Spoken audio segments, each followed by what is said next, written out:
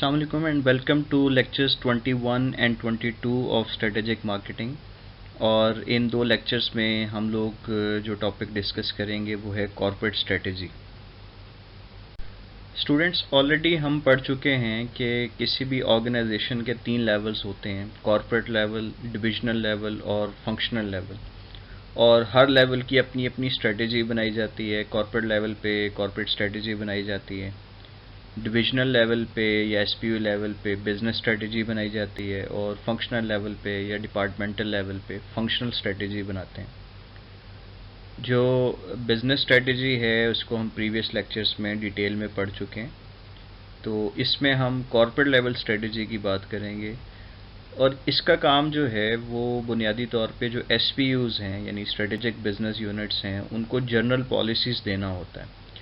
और उसके साथ साथ जो कॉर्पोरेट स्ट्रेटजी है उसमें 3 तरह के डिसीजंस किए जाते हैं।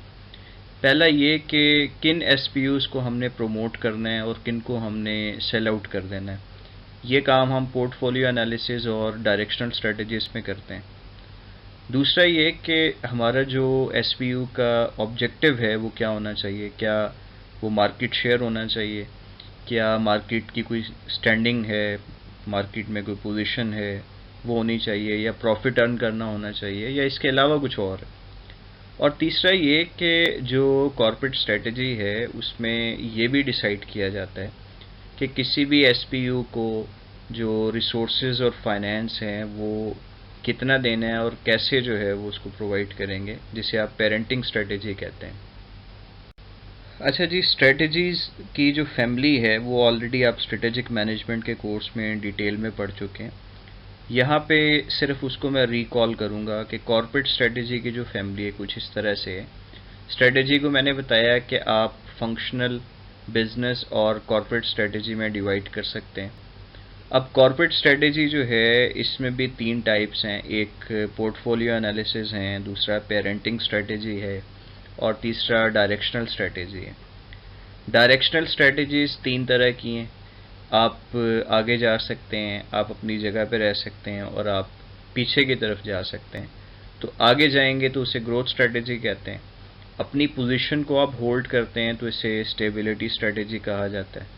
और स्टेबिलिटी स्ट्रेटजीज कई तरह की हैं, जैसे प्रोसीड विद कॉशन स्ट्रेटजी है, नो चेंज स्ट्रेटजी है और प्रॉफिट स्ट्रेटजी है।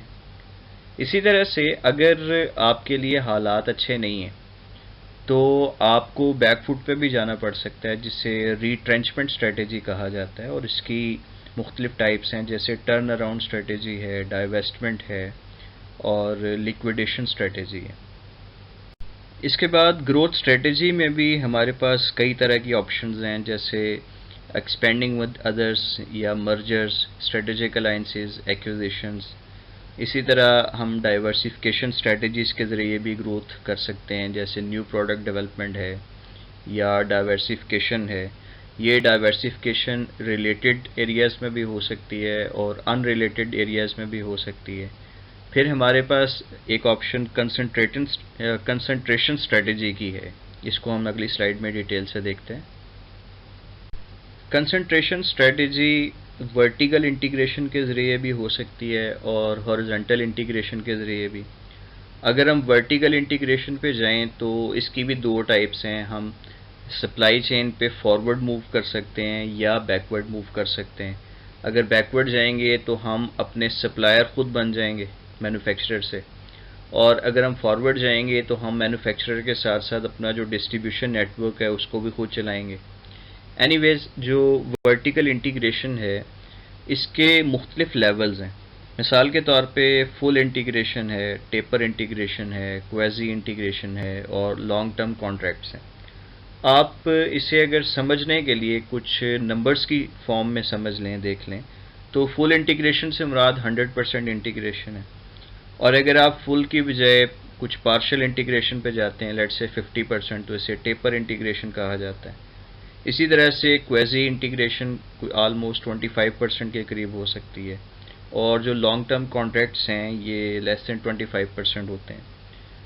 दूसरी साइड पे जो कंसंट्रेशन स्ट्रेटजी है उसको आप हॉरिजॉन्टल इंटीग्रेशन की फॉर्म में भी देख सकते हैं।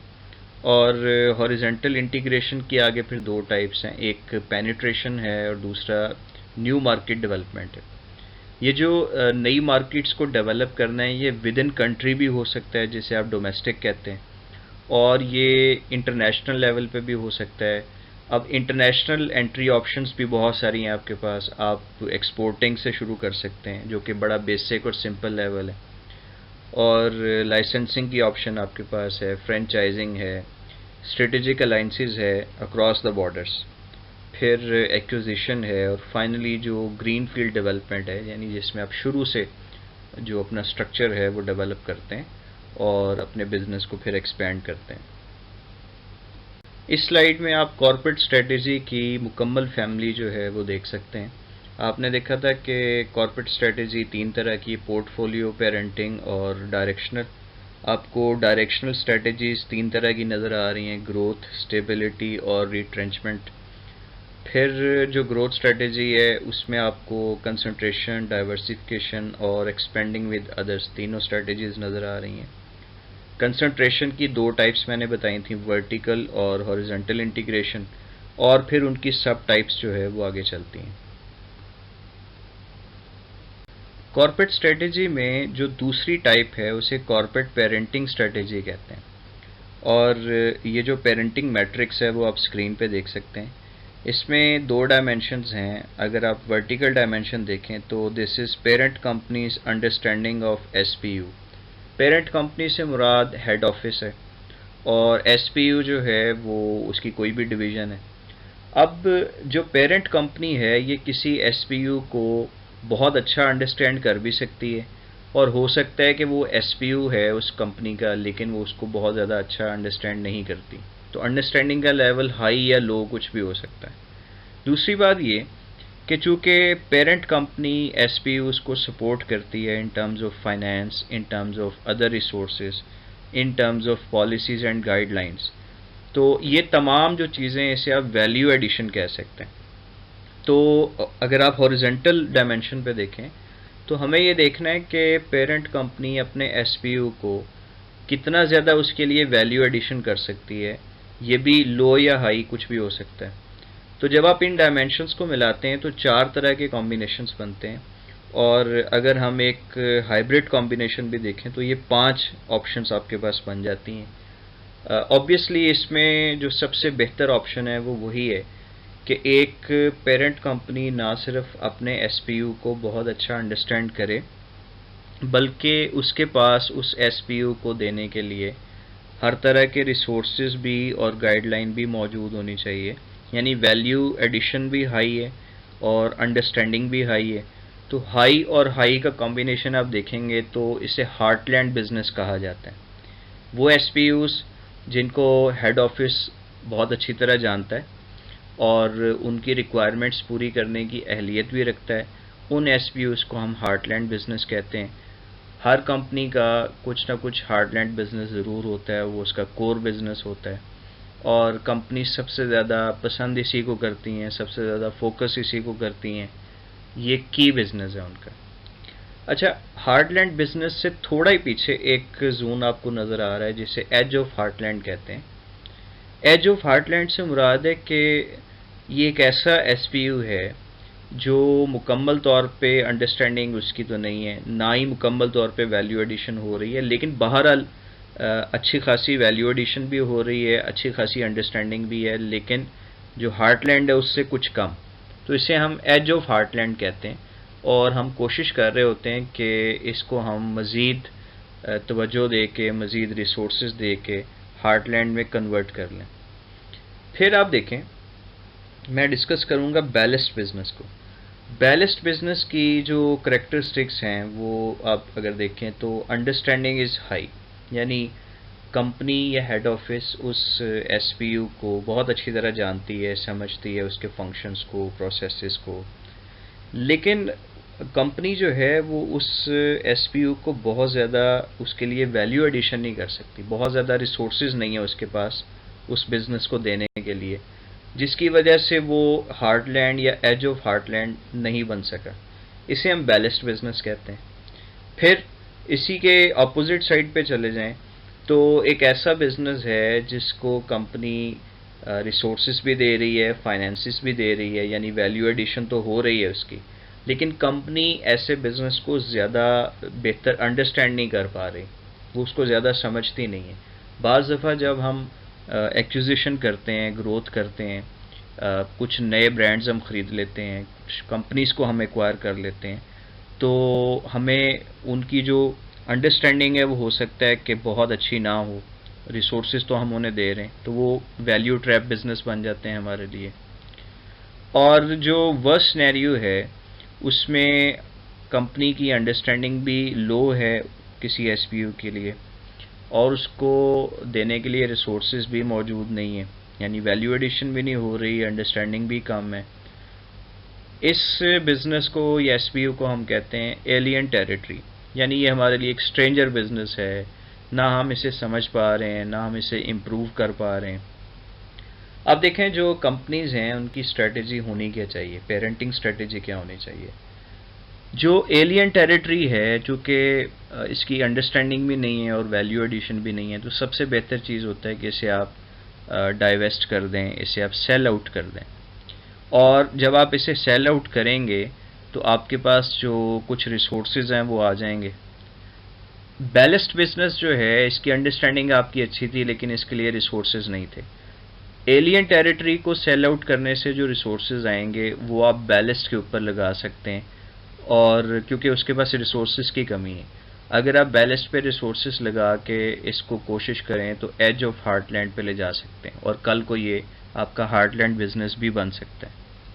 सिमिलरली नेक्स्ट प्रायोरिटी आपकी हो सकती है कि जो वैल्यू ट्रैप बिजनेस है इसको आप रिसोर्सेज तो दे रहे हैं, लेकिन इसकी अंडरस्टैंडिंग नहीं है, तो आप इसे कुछ टाइम दे सकते हैं, कुछ कम्युनिकेशन अपनी बढ़ा सकते हैं, कुछ और ऐसा जो कल्चर शेयरिंग है इस एसपीयू के साथ, कल्चरल शेयरिंग वो हो सकती है, कम्युनिकेशन ज़्यादा बेहतर हो सकती है ताकि आप इसे समझ सकें। तो अगर आप इसको समझ लेते हैं तो कल को ये भी एज ऑफ हार्टलैंड पे जा सकता है और वहाँ से मूव करके आपका हार्टलैंड बिजनेस बन सकता है। इसके बाद हम आते हैं पोर्टफोलियो एनालिसिस पे, जो कि कॉर्पोरेट स्ट्रेटजी का तीसरा पार्ट है। और पोर्टफोलियो एनालिसिस करने के लिए हमारे पास कई तरह के टूल्स हैं। उसमें जो मोस्ट फेमस टूल है उसे BCG मैट्रिक्स कहा जाता है, बोस्टन कंसल्टिंग ग्रुप मैट्रिक्स, जो आप स्क्रीन पे देख सकते हैं। अच्छा, इसमें भी दो डायमेंशंस हैं। एक तो वर्टिकल डायमेंशन आप देखें, बिजनेस या इंडस्ट्री ग्रोथ रेट, ये लो भी हो सकता है, हाई भी हो सकता है। और दूसरी साइड पे आपका जो रिलेटिव मार्केट शेयर है वो लो भी हो सकता है और हाई भी हो सकता है। तो चार तरह की ऑप्शंस आपके सामने। देखिए, इसमें सबसे पहली जो ऑप्शन है वो क्वेश्चन मार्क है। क्वेश्चन मार्क में आप देखें कि business growth rate is high लेकिन relative market share is low. आमतौर पे जब आप किसी प्रोडक्ट को मार्केट में ऑफ़र करते हैं, कोई नई प्रोडक्ट है, तो ज़ाहिर है कि अभी चूँकि वो नई प्रोडक्ट है तो पूरी मार्केट जो है वो अभी पड़ी है, बिज़नेस का जो वॉल्यूम है वो अभी बहुत ज़्यादा होना है, लिहाजा ग्रोथ रेट हाई है। लेकिन दूसरी साइड पे चूँकि नई प्रोडक्ट है तो शुरू में सेल्स उसकी कम होती हैं, लिहाजा रिलेटिव मार्केट शेयर उसका लो होगा। तो high growth rate of market और लो मार्केट शेयर दोनों का कॉम्बिनेशन क्वेश्चन मार्क है। क्वेश्चन मार्क इसलिए हम इसे कहते हैं कि हमें नहीं पता कि वो जो नई प्रोडक्ट हमने ऑफ़र की है वो सक्सेसफुल होगी या वो फेल हो जाएगी, इसीलिए उसको हम क्वेश्चन मार्क कहते हैं। दूसरी जो ऑप्शन बनती है वो स्टार्स हैं, और स्टार्स में आप देखें रिलेटिव मार्केट शेयर हाई है और बिजनेस ग्रोथ रेट भी हाई है। जब प्रोडक्ट नई आपने ऑफ़र की थी, अब कुछ अर्सा गुजर गया है और वो प्रोडक्ट बिकना शुरू हो गई है, जैसे जैसे वो बिकती जाएगी उसका जो मार्केट शेयर है वो बढ़ता जाएगा, लिहाजा मार्केट शेयर यहाँ पे हाई है। और अभी भी चूँकि बहुत ज़्यादा टाइम नहीं गुजरा तो मार्केट में एक पोटेंशियल बाकी है सेल्स का, लिहाजा उसका जो ग्रोथ रेट है वो अभी भी हाई है। तो हाई ग्रोथ रेट और हाई मार्केट शेयर का कॉम्बिनेशन स्टार्स हैं। तीसरे नंबर पे हमारे पास कैश काउज हैं। कैश काउज जो है ये कॉम्बिनेशन बनता है लो ग्रोथ रेट का और हाई मार्केट शेयर का। देखें, जब कोई प्रोडक्ट अपनी मेच्योरिटी के लेवल पे पहुंच जाती है तो फिर उसके बाद उसकी जो मार्केट में सेल्स हैं उसमें डिक्लाइन आना शुरू हो जाता है, क्योंकि ज़्यादातर लोगों ने वो प्रोडक्ट ख़रीद ली है। अब उसके जो सेल्स हैं वो ऐसा ऐसा कम होते होते डिक्लाइन की तरफ जा रही हैं। तो market growth rate is low, लेकिन चूँकि इस वक्त वो अपनी पीक पे है, सेल्स अभी भी ज़्यादा हैं, मार्केट शेयर जो है वो ज़्यादा है, तो आप प्रॉफिट अर्न कर सकते हैं उसमें से। इसे हम कैश काउ कहते हैं। और फाइनली जब कोई प्रोडक्ट जो है वो अपना लाइफ साइकिल मुकम्मल करने के करीब होती है, तो उसकी ग्रोथ रेट तो ऑलरेडी हमने देखा था कम हो गया, उसकी सेल्स भी अब पीक आने के बाद डिक्लाइन में आ गई हैं, कम हो गई हैं, और जो मार्केट शेयर है वो कम हो गया है, और इस चीज़ को हम डॉग कहते हैं। तो आपके जो भी पोर्टफोलियोज़ हैं, जो भी बिजनेसेस हैं, एसपीयूज़ हैं, वो इन चार ऑप्शंस में से कहीं ना कहीं फॉल करते होंगे। आपने ये डिसाइड करना होता है कि आपने किस एसपीयू को किस तरीके से ट्रीट करना है। मिसाल के तौर पे जब एसपीयूज़ क्वेश्चन मार्क पे होते हैं, तो आपकी कोशिश होती है कि आप उन्हें जल्दी से जल्दी स्टार की ऑप्शन पे ले जाएं, और जो स्टार्स पे होते हैं आपकी कोशिश होती है कि उन्हें कैश काउस में कन्वर्ट कर लें, क्योंकि सबसे ज़्यादा जो प्रॉफिट हमें मिलता है वो कैश काउ से मिलता है। और जो एसपीयूज़ डॉग्स के चैम्बर में होते हैं, आप कोशिश करते हैं कि उनको सेल कर दें, क्योंकि वो आपके किसी काम के नहीं हैं। आपके डॉग्स के एसपीयूज़ किसी दूसरे कंपनी के स्टार्स या कैश काउस बनने की अहलियत रखते हैं, लिहाजा आप हर एसपीयू के लिए अपनी स्ट्रेटेजी जो है वो बनाएंगे। पोर्टफोलियो एनालिसिस से रिलेटेड ही कॉन्सेप्ट है प्रोडक्ट लाइफ साइकिल या पीएलसी का। और जब आप किसी प्रोडक्ट को मार्केट में ऑफ़र करते हैं तो वो चार डिफरेंट फेजेस में से गुजरती है। उसमें इंट्रोडक्शन है, उसके बाद फिर ग्रोथ का फेज़ आता है, मैच्योरिटी का आता है, और डिक्लाइन का आता है। तो अगर हम इसे बीसीजी मैट्रिक्स के साथ रिलेट करना चाहें तो देखें, जब प्रोडक्ट को इंट्रोड्यूस करवाया जाता है तो मार्केट शेयर उसका जो है वो कम होगा, अलबत्ता मार्केट में पोटेंशियल अभी बाकी है, इसे हम इंट्रोडक्शन कहेंगे, और बीसीजी में इसे हम क्वेश्चन मार्क कहते हैं। फिर उसके बाद जब सेल्स होना शुरू हो जाती हैं प्रोडक्ट की, तो इसे हम यहाँ पे ग्रोथ फेज़ कह रहे हैं। सेल्स होने की वजह से जो मार्केट शेयर है वो इंक्रीज़ होगा, और मार्केट में अभी भी पोटेंशियल बाकी है, लिहाजा जो ग्रोथ रेट है वो भी हाई है। इसे हम बीसीजी में स्टार्स कहते हैं, यहाँ पे इसे हम ग्रोथ कह रहे हैं।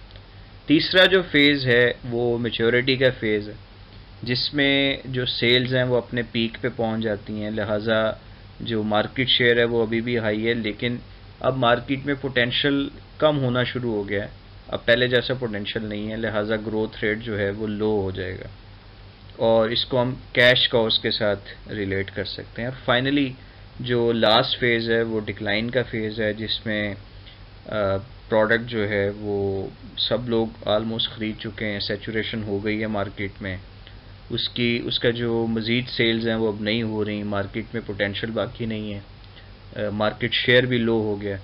तो बीसीजी में इसे डॉग्स कहते हैं, यहाँ पे हम इसे डिक्लाइन कह रहे हैं। तो अगर आप हर स्टेज का पीएलसी की हर स्टेज का स्ट्रेटेजिक फोकस देखें, तो इंट्रोडक्शन पे एक्सपैंड मार्केट है, आपका फोकस ये होता है।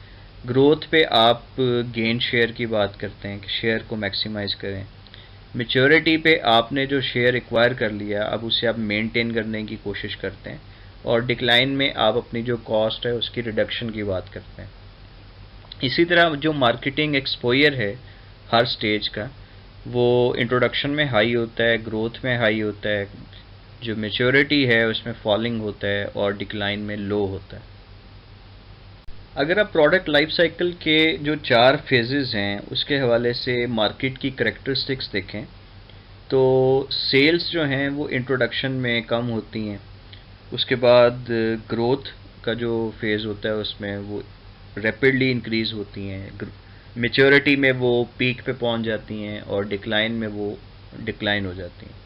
अगर कॉस्ट पर कस्टमर हम देखें तो इंट्रोडक्शन में हाई है, ग्रोथ में एवरेज है, उसके बाद जो मैच्योरिटी है उसमें लो है, और डिक्लाइन में भी लो है। प्रॉफिट्स की बात करें तो इंट्रोडक्टरी लेवल पे नेगेटिव होते हैं, क्योंकि आपने प्रोडक्ट डेवलपमेंट के ऊपर बहुत सारे पैसे लगाए होते हैं, तो अभी वो रिटर्न हुए नहीं हैं, अभी तो आपकी जो सेल्स हैं वो कम है। फिर जैसे जैसे आप आगे जाते हैं प्रॉफिट बढ़ते जाते हैं। आप देखें कि ग्रोथ के फेज़ में प्रॉफिट इंक्रीज़ हो रहे होते हैं, मेच्योरिटी पे हाई लेवल पे चले जाते हैं, और जब डिक्लाइन आता है तो प्रॉफिट्स भी डिक्लाइन हो जाते हैं।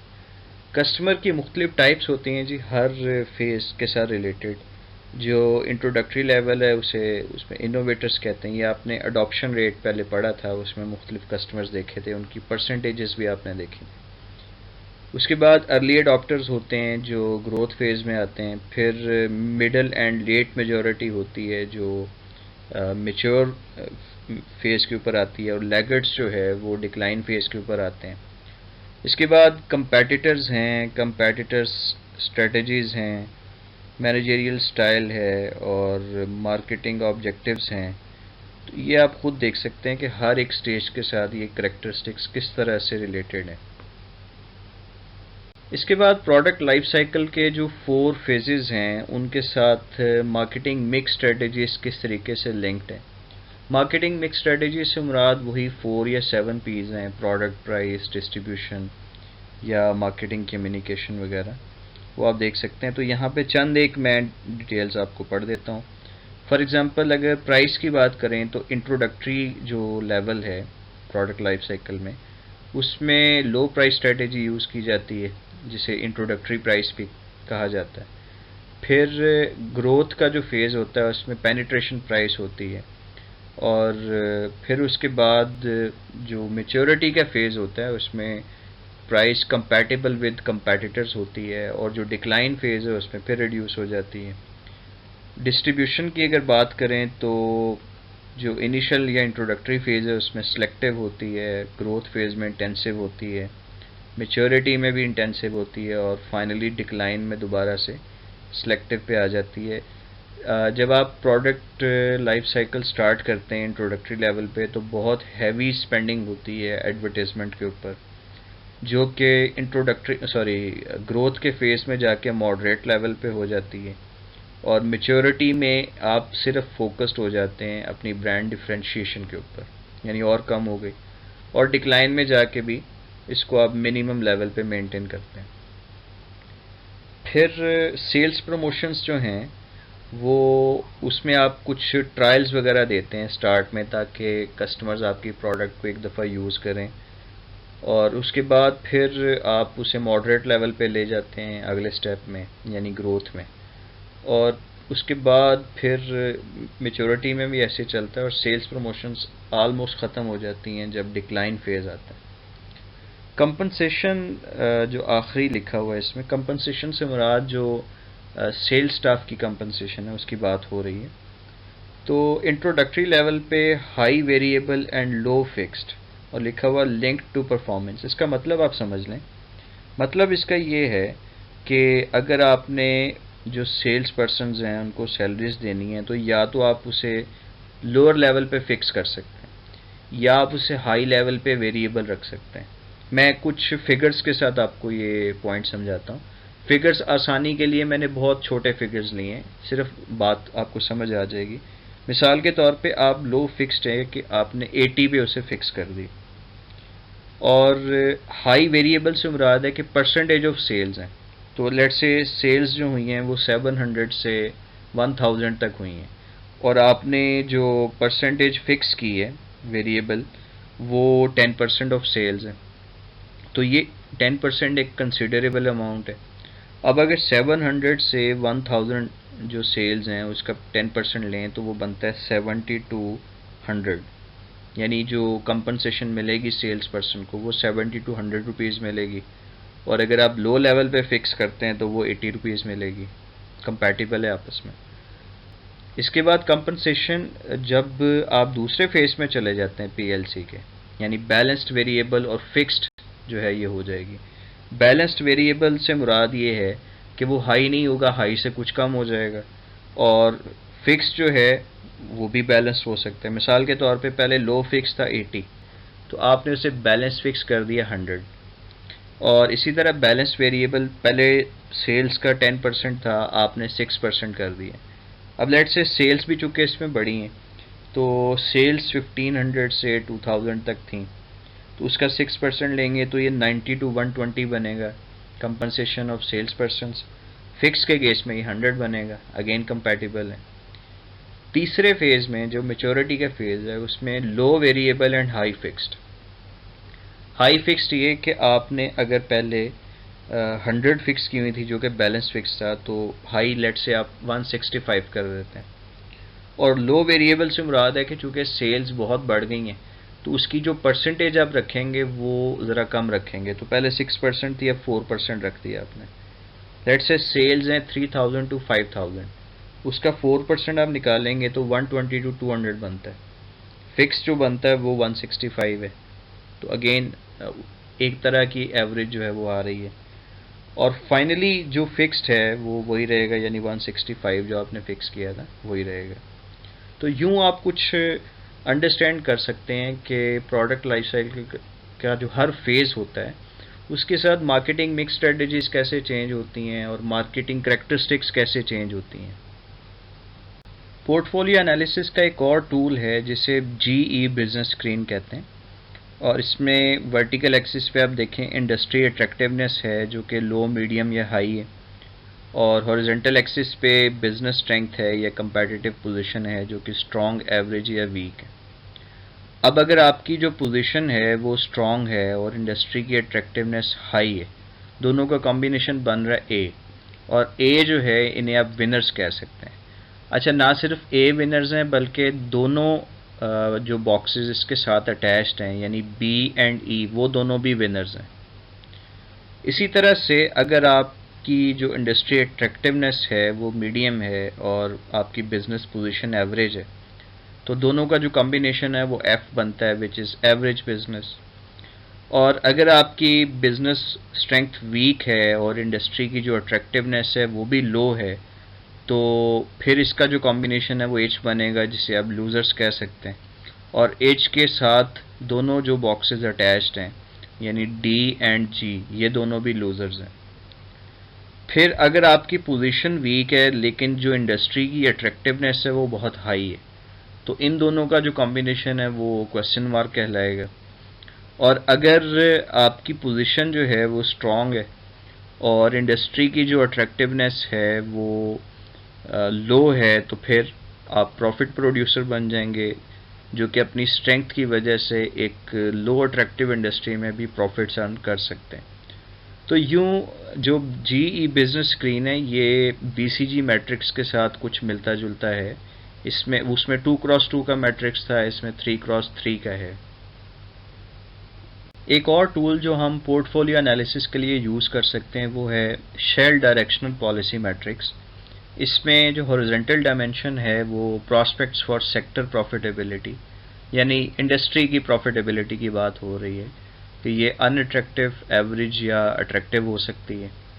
और वर्टिकल एक्सिस पे एंटरप्राइजेस कंपेटिटिव कैपेबिलिटीज़, यानी कंपनी की जो अपनी कैपेबिलिटीज़ हैं वो कैसी हैं, तो स्ट्रॉन्ग, एवरेज या वीक हो सकती हैं।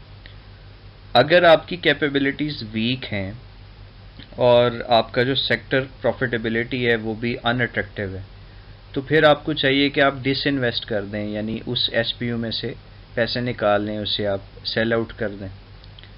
और अगर आपकी कैपेबिलिटीज़ वीक हैं और सेक्टर प्रॉफिटेबिलिटी एवरेज है, या आपकी कैपेबिलिटीज़ एवरेज हैं और सेक्टर प्रॉफिटेबिलिटी अनअट्रैक्टिव है, दोनों केसेस में फेज्ड विड्रॉल करें, यानी आहिस्ता आहिस्ता आप उसे डाइवेस्ट करते जाएं, एकदम डाइवेस्ट ना करें। फिर अगर दोनों एवरेज हैं, यानी आपकी कैपेबिलिटीज़ भी एवरेज लेवल की हैं और प्रॉफिटेबिलिटी ऑफ सेक्टर भी एवरेज है, तो इसे हम कस्टोडियल ग्रोथ कहते हैं, एक एवरेज बिजनेस आप इसे कह सकते हैं। ये किसी भी डायरेक्शन पे जा सकता है, आप इसे इम्प्रूव करने की तरफ भी ले जा सकते हैं और आप इसे हार्वेस्ट करने की तरफ भी जो है वो ले जा सकते हैं। फिर अगर आपकी कैपेबिलिटीज़ जो है वो स्ट्रॉन्ग हैं और इंडस्ट्री भी अट्रैक्टिव है, तो आपकी पोजीशन एक लीडर की पोजीशन बन जाएगी।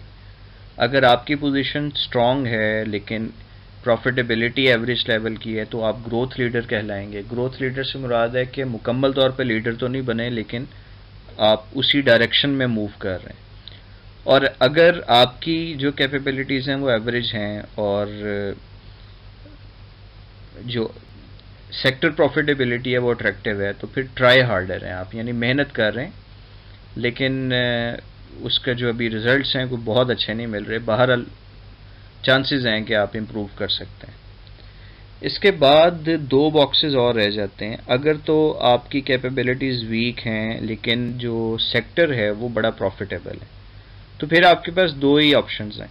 या तो आप उसमें जो इन्वेस्टमेंट है वो और ज़्यादा कर दें ताकि आप अपनी जो कैपेबिलिटीज़ हैं उनको इन्हांस करके तो प्रॉफिट अर्न कर सकें, या फिर आप वहाँ से बिल्कुल क्विट कर जाएं, क्योंकि सेक्टर चाहे जितना भी प्रॉफिटेबल हो, अगर आपके पास कैपेबिलिटीज़ नहीं है तो आप नुकसान उठा सकते हैं। और आखिरी जो ऑप्शन रह जाती है कि अगर आपकी कैपेबिलिटीज़ बहुत अच्छी हैं तो सेक्टर चाहे अनअट्रैक्टिव ही सही, आप कुछ ना कुछ जो प्रॉफिट है वो अर्न कर सकते हैं, कुछ कैश जनरेशन जो है वो आप कर सकते हैं। इसके बाद जो मैट्रिक्स है उसे हम 3x3 इन्वेस्टमेंट अपॉर्चुनिटी मैट्रिक्स कहते हैं। और इसमें जो हॉरिजॉन्टल डायमेंशन है वो कंपेटिटिव पोजीशन है, which is either strong, medium और वीक। और वर्टिकल जो है that is market attractiveness, low, medium और हाई। तो अगर आप इसमें जो डायगोनल है वो देखें, डायगोनल पे लिखा हुआ मीडियम ओवरऑल अट्रैक्टिवनेस, तो डायगोनल के तीनों बॉक्सेस जो हैं वो मीडियम ओवरऑल अट्रैक्टिवनेस को शो कर रहे हैं। डायगोनल से ऊपर वाले जो तीन बॉक्सेस हैं, जिन्हें आप टॉप लेफ्ट कॉर्नर वाले जो बॉक्सेस हैं वो कह सकते हैं, ये हाई ओवरऑल अट्रैक्टिवनेस को जाहिर कर रहे हैं। और अगर आप डायगोनल से नीचे यानी बॉटम राइट के जो तीन बॉक्सेस हैं वो देखें तो ये लो ओवरऑल अट्रैक्टिवनेस को जाहिर कर रहे हैं।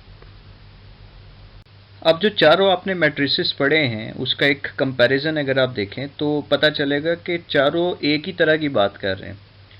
हर एक में दो डायमेंशंस हैं और किसी ने मुख्तलिफ टर्म्स यूज़ किए हैं, लेकिन वो उसको कंबाइन करें तो वो इंडस्ट्री बनती है, जिससे आप स्ट्रॉन्ग, मीडियम या वीक कह सकते हैं। इंडस्ट्री अट्रैक्टिवनेस, इंडस्ट्री ग्रोथ या सेक्टर प्रॉफिटेबिलिटी या मार्केट अट्रैक्टिवनेस, ये सारी इंडस्ट्री ही है। और इसी तरह जो दूसरी डायमेंशंस थी वो कंपनी को जाहिर कर रही हैं, जिसे आप हाई, मीडियम, लो कह सकते हैं। रिलेटिव मार्केट शेयर हो या बिजनेस स्ट्रेंथ हो या कंपेटिटिव कैपेबिलिटीज़ हैं या कंपेटिटिव पोजीशन है, सबका ताल्लुक कंपनी के साथ। तो अगर आप नीचे कॉम्बिनेशंस देखें, इंडस्ट्री जो है उसमें स्ट्रेंथ है और कंपनी जो है वो हाई लेवल की है, तो इस कॉम्बिनेशन को बीसीजी ने स्टार कहा था, जीई ने विनर कहा था, शेल वालों ने लीडर कहा था और 3x3 में हाई अट्रैक्टिवनेस कहा गया था। एक और मिसाल मैं दे देता हूँ। जैसे आप देखें, इंडस्ट्रीज जो है उसमें स्ट्रेंथ है एस और कंपनी जो है ये लो लेवल की है, तो लो लेवल से मुराद है कैपेबिलिटीज उसकी लो है। तो बीसीजी ने इसे कैश काउस कहा था, डॉलर साइन। जीई ने प्रॉफिट प्रोड्यूसर्स कहा था, शेल ने कैश जनरेशन कहा था और 3x3 ने मीडियम अट्रैक्टिवनेस कहा था। तो यूं ये मुख्तलिफ कंपनीज के बनाए हुए मैट्रिसेस हैं, लेकिन इनके जो रिजल्ट्स हैं वो एक ही तरह के हैं, सिर्फ टर्म्स का एक दूसरे के साथ फ़र्क है। इसके बाद एक और मैट्रिक्स है जिसे आप स्ट्रेटेजिक कंडीशन मैट्रिक्स कहते हैं और इसमें दो डायमेंशंस हैं। एक तो स्टेज ऑफ इंडस्ट्री मैच्योरिटी है जो कि एम्ब्रियोनिक, ग्रोथ, मैच्योर और एजिंग हो सकती है। एम्ब्रियोनिक से मुराद है कि अभी बिल्कुल नई इंडस्ट्री है, उसके बाद ग्रोथ है, मैच्योर है, और एजिंग से मुराद है कि डिक्लाइन वाली साइड पे जा रही है। कंपेटिटिव पोजीशन वाइज देखें तो कंपनीज की पोजीशन डोमिनेंट हो सकती है, स्ट्रॉन्ग, फेवरेबल, टेनेबल और वीक हो सकती है।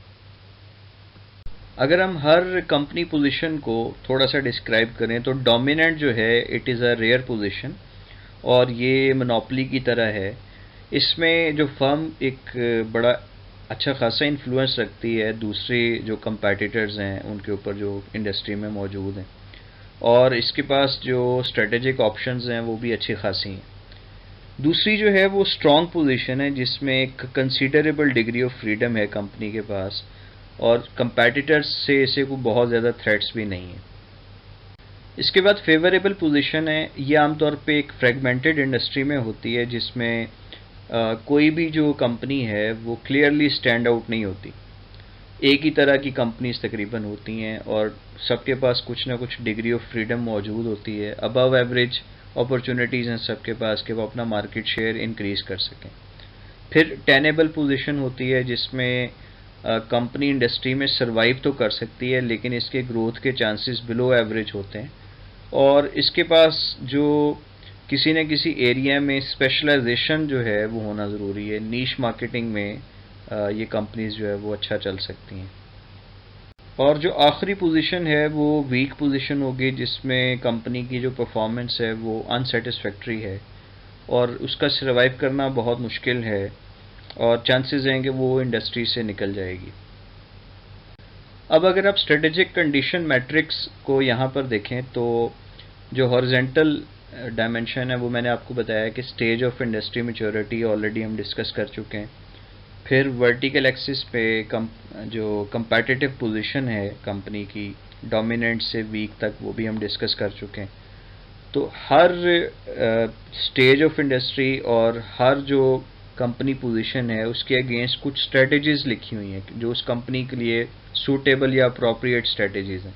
मिसाल के तौर पे अगर एक कंपनी जो है वो डोमिनेंट पोजीशन में है और उसके साथ साथ जो स्टेज ऑफ इंडस्ट्री मैच्योरिटी है वो ग्रोथ के लेवल पे है, तो फिर इस कंपनी के लिए अच्छा होगा कि वो फास्टली ग्रो करे और कॉस्ट लीडरशिप जो है उसको फोकस करे, अपनी जो पोजीशन है उसको डिफेंड करे। वो ऑब्वियसली कंपनी वो एक लीडरशिप की पोजीशन में होगी, इंडस्ट्रियल लीडर होगी, तो उसको उस पोजीशन को होल्ड करना चाहिए और उसको ऑफेंसिवली या एग्रेसिवली जो है वो एक्ट करना चाहिए। इसी तरह अगर एक कंपनी फेवरेबल कंपेटिटिव पोजीशन में है और दूसरी साइड पे जो इंडस्ट्री मैच्योरिटी है वो भी मैच्योर लेवल पे है, तो इस कंपनी के लिए फोकस स्ट्रेटेजी, डिफरेंशिएशन और स्मॉलर जो फर्म्स हैं उनको टफ टाइम देना ये ज़्यादा अच्छी स्ट्रेटेजीज हो सकती हैं। अगर कंपनी वीक है और जो स्टेज ऑफ मैच्योरिटी है इंडस्ट्री मैच्योरिटी वो ग्रोथ है, तो इस कंपनी को या तो इंडस्ट्री से निकल जाना चाहिए या फिर सिर्फ इसे नीश तक जो है वो महदूद रहना चाहिए। तो स्टूडेंट्स, अगर मैं इन लेक्चर्स को समराइज़ करूं तो हमने कॉर्पोरेट स्ट्रेटजीज को रिकॉल किया है क्योंकि ज़्यादा डिटेल में तो हमने इन्हें स्ट्रेटेजिक मैनेजमेंट में पढ़ा था। इसमें सिर्फ हमने कुछ कॉन्सेप्ट्स को रिवाइज किया है, चंद चीज़ें जो है वो हमने इसमें नई शामिल की हैं। बहरहाल इसमें हमने देखा कि डायरेक्शनल स्ट्रेटजीज कौन सी होती हैं और पेरेंटिंग स्ट्रेटजीज क्या चीज़ हैं, और फाइनली हमने जो पोर्टफोलियो स्ट्रेटजीज हैं उनको डिस्कस किया। Thank you very much.